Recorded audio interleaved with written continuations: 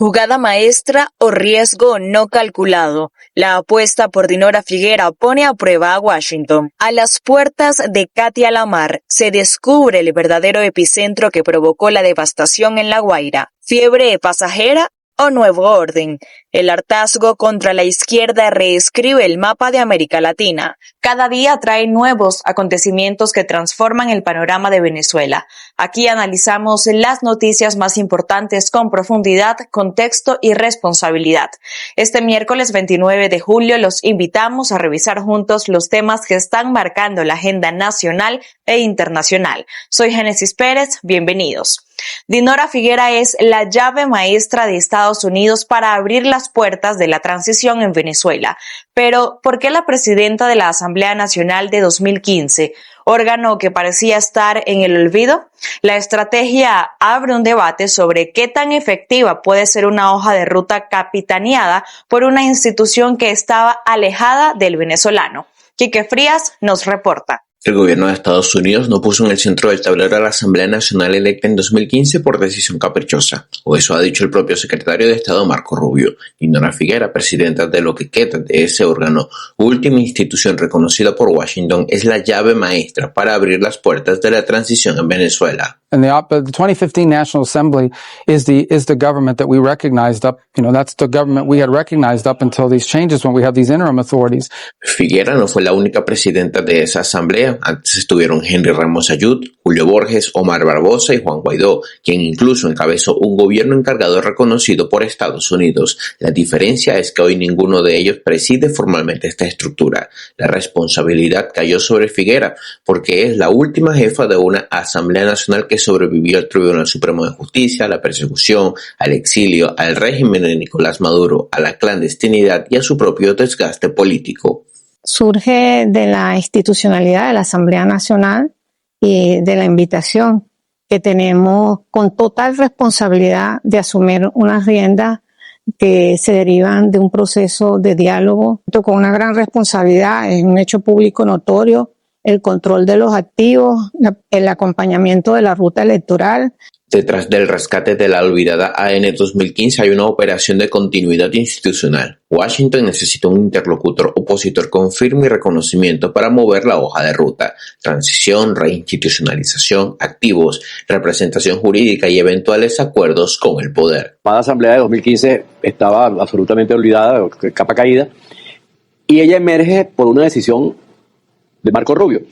Pero ella emerge porque yo creo que los norteamericanos andan por todos los medios tratando de que aparezcan figuras emergentes dentro de la oposición. Dinora Figuera no llega por carisma, llega por continuidad. Ahí está el punto. Estados Unidos rescata una institución útil para negociar y llevar adelante un cambio profundo en Venezuela.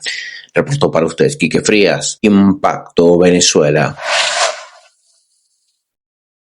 Es momento de conocer la opinión de nuestra audiencia. Como cada día, abrimos este espacio para leer sus comentarios y escuchar sus respuestas a la pregunta del día. Una decisión judicial vuelve a centrar la atención en el modelo económico chavista, la devolución de activos a la empresa petrolera Halliburton. Pero, ¿puede Venezuela recuperar la confianza de los inversionistas sin revisar el legado de las expropiaciones? Comenzamos con Orlando Betancourt, quien sostiene que mientras en Venezuela no haya autoridades legítimas, no habrá confianza ni inversiones.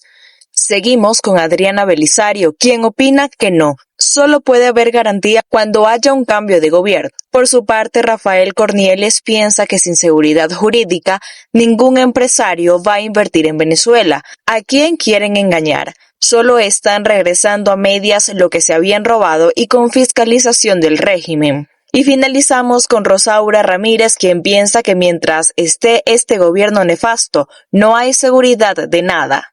Gracias a todos por participar. Seguimos con más en nuestra emisión estelar. Más petróleo, más ingresos e incluso mayor respaldo internacional no garantizan por sí solos la recuperación de Venezuela. Economistas advierten que el verdadero desafío sigue siendo reconstruir la confianza de inversionistas, empresarios y ciudadanos, un activo que no se decreta y cuya ausencia continúa limitando la llegada de capitales, crédito y oportunidades para el país.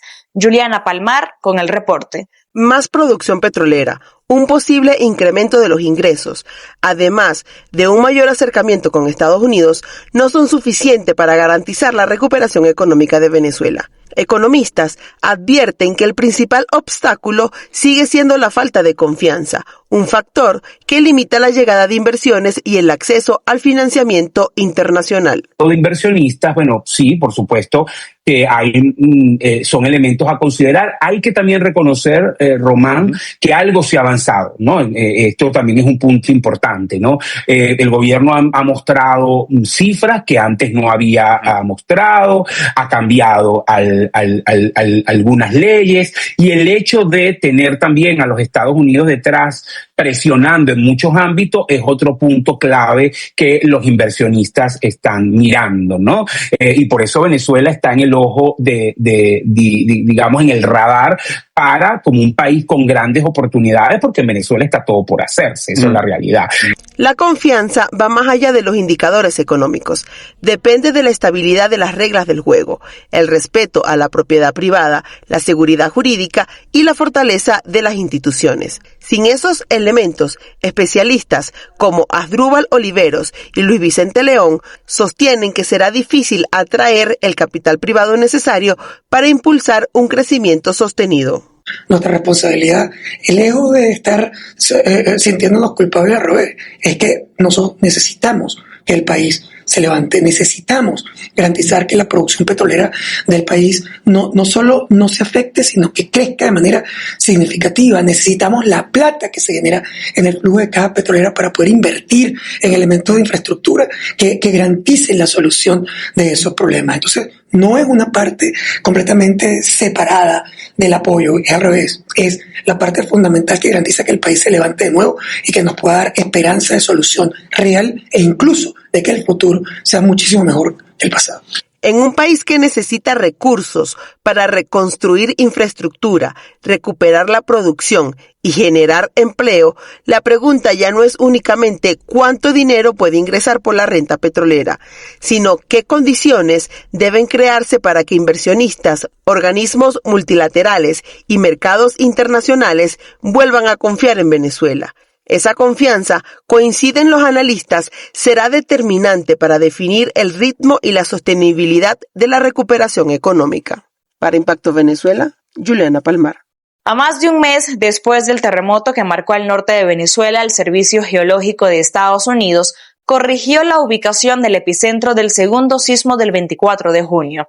El movimiento de magnitud 7.5 ya no se ubica en Yaracuy, sino frente a las costas de La Guaira, a apenas 17 kilómetros de Catia-la-Mar, un cambio que ayuda a entender por qué la destrucción fue tan severa en estas zonas. Más detalles con María José Prado. 35 días después del terremoto del 24 de junio, el Servicio Geológico de Estados Unidos actualizó uno de los datos más importantes del evento. El epicentro del segundo sismo, de magnitud 7.5, dejó de ubicarse en Yaracuy y ahora aparece frente a las costas de La Guaira, a solo 17 kilómetros de Catia-la-Mar. La actualización fue difundida por el ministro de Transporte y presidente de la Comisión Presidencial para la Reconstrucción, Francisco Garcés. El terremoto tuvo 200 kilómetros de largo. Entonces, esa energía que se liberó a lo largo de 200 kilómetros es lo que explica toda la destrucción que hubo en los diferentes sitios de Venezuela. Ahora, ¿por qué La Guaira? Mira, La Guaira, la zona de La Guaira, la zona del litoral central, tradicionalmente ha sufrido destrucción durante eventos sísmicos en la falla de San Sebastián.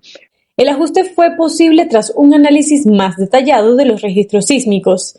El USGS explicó que el terremoto de magnitud 7.5 ocurrió apenas 30 segundos después de un primer sismo de magnitud 7.2. La cercanía entre ambos eventos hizo que las ondas sísmicas se superpusieran, dificultando la ubicación precisa del epicentro en las primeras horas. Con el procesamiento de nuevos datos, el organismo confirmó que el segundo movimiento se originó frente a las costas de La Guaira.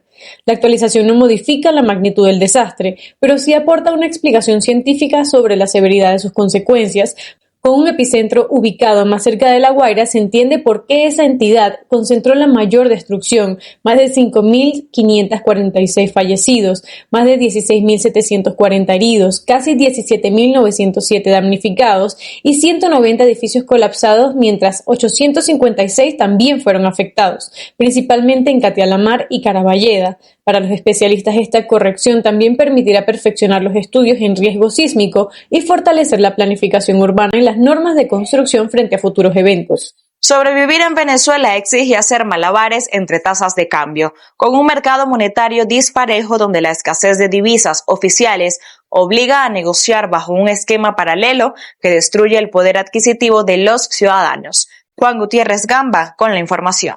En Venezuela, un mismo dólar puede tener varios precios al mismo tiempo. A pesar de la flexibilización de facto, el control cambiario y la brecha entre la tasa oficial del Banco Central y el mercado paralelo continúan asfixiando el bolsillo de los ciudadanos. Cada mes ingresan millones de dólares al país por remesas, exportaciones, comercio y otras operaciones privadas. Sin embargo, ese flujo de divisas no ha eliminado las distorsiones cambiarias. Mientras el Banco Central publica una tasa oficial, en el mercado también operan referencias construidas por la oferta y la demanda. Esa diferencia termina influyendo en el precio de bienes, servicios e incluso en el poder de compra del salario. La tasa oficial no responde directamente a una cosa que se ve en la primera clase de economía, la oferta y la demanda. La oferta y la demanda es el mecanismo de ajuste de un bien que es más demandado que ofertado. Así es. Es esa la forma en la que de alguna manera se define el precio, digamos, justo, pero no quiero que se malinterprete el término. En el mercado de la justicia es una condición que se da por un balance justamente de ambas fuerzas, ¿no? El origen de este sistema se remonta al control de cambio instaurado en 2003. Aunque el esquema ha sido flexibilizado con los años, especialistas sostienen que sus efectos como múltiples referencias para el dólar, incertidumbre sobre los precios y dificultades para planificar inversiones aún permanecen. A eso se suma una economía donde las remesas se han convertido en un soporte para miles de hogares, mientras buena parte de los ingresos continúa pagándose en bolívares. Es importante entender que tener estabilidad de los precios, poder lograr estabilidad de la tasa de cambio, pasa necesariamente por tener disciplina fiscal. Ese es el gran reto en los próximos meses para poder validar que lo que hoy está ocurriendo es positivo.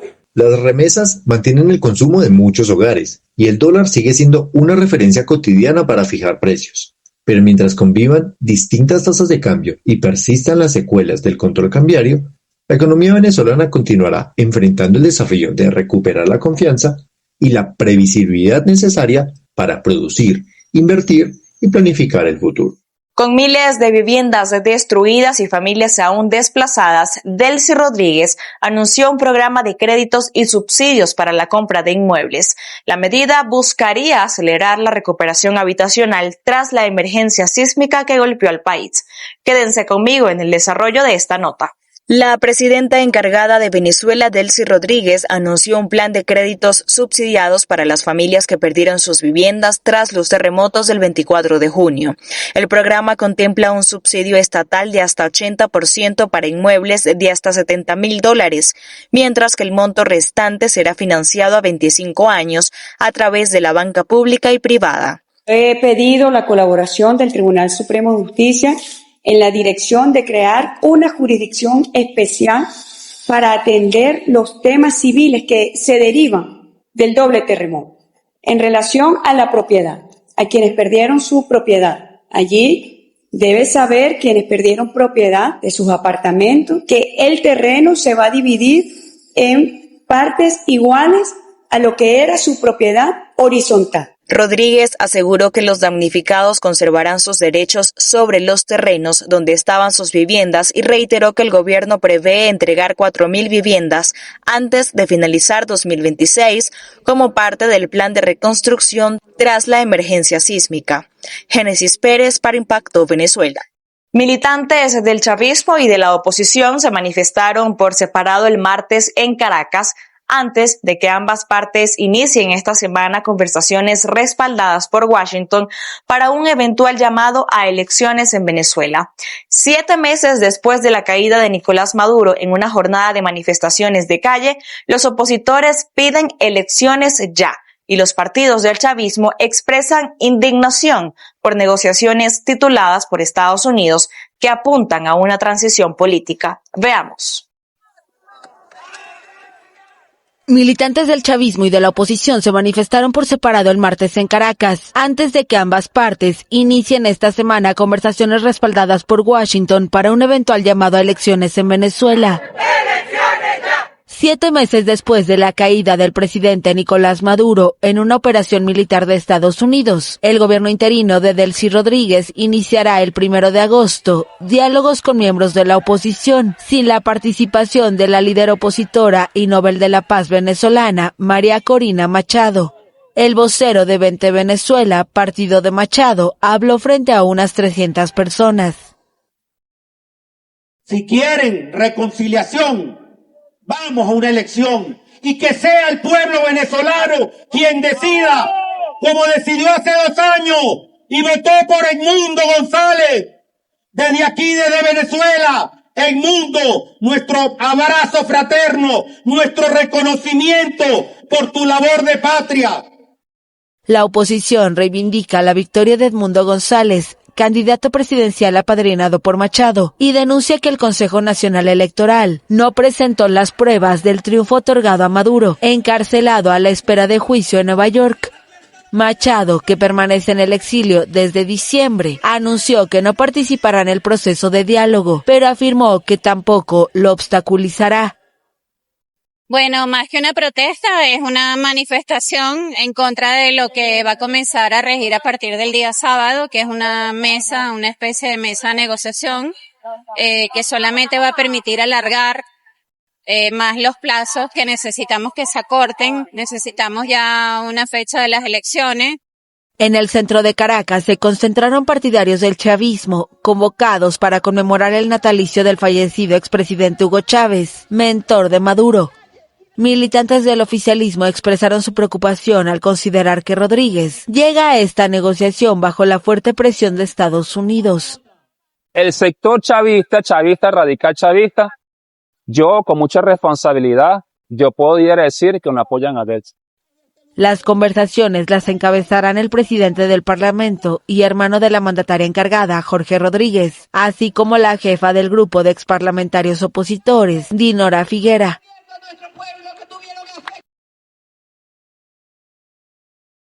Lo que sucede fuera de nuestras fronteras también es importante conocerlo. Por eso analizamos las noticias internacionales que hoy marcan pauta y repercuten también en Venezuela. Revisamos estos hechos clave en nuestro portal Impacto Venezuela. Cuba critica a De las Priella por anuncio de ruptura de relaciones. El gobierno de Cuba criticó al presidente electo de Colombia, Abelardo de las Priella, por su decisión de romper relaciones diplomáticas con la isla y señaló que el anuncio obedece a su subordinación a los designios de Washington. De concretarse esta decisión, que no tiene la más mínima justificación y tampoco responde a los intereses nacionales de Colombia, quedaría en evidencia la clara subordinación del próximo gobierno de Colombia a la política de división y confrontación entre nuestras naciones, promovida desde siempre por los Estados Unidos, señaló un comunicado del Ministerio de Relaciones Exteriores de Cuba. Gobiernos de derecha se extienden por América Latina ante el desgaste del modelo de izquierda. Arrasaron en las urnas en países como Ecuador o Chile, se impusieron por la mínima en Perú y Colombia, pero de un modo u otro, los políticos de derecha en América Latina gozan de una ola de éxitos electorales que ha cambiado el mapa de poder en la región. Una clave del auge de la derecha latinoamericana es el reclamo popular extendido de una lucha más efectiva contra la delincuencia, con la inseguridad instalada entre las mayores inquietudes entre los ciudadanos. La pregunta es, ¿será un fenómeno duradero? Infantino planearía vender parte del Mundial a inversionistas privados. El fútbol mundial se encuentra ante una de sus mayores sacudidas institucionales. La FIFA, bajo la dirección de Gianni Infantino, analiza un ambicioso y polémico proyecto para vender participaciones minoritarias de sus competiciones de estrella, con la Copa del Mundo masculina y femenina y la Copa Mundial de Clubes a inversores privados. La iniciativa contempla la creación de una nueva empresa denominada FIFA Forward Enterprise, la cual se encargaría de la entrega operativa de estos torneos. Según fuentes cercanas al proceso consultadas por The Times, esta compañía tendría un valor inicial aproximado de $20.000 millones. Con esto finalizamos nuestro recorrido informativo por las noticias más importantes del día. Gracias por confiar en nuestro trabajo. Nos mantendremos atentos a la evolución de cada historia para seguir ofreciéndoles información con equilibrio, contexto y compromiso periodístico. Soy Génesis Pérez y fue un placer acompañarlos. Hasta la próxima.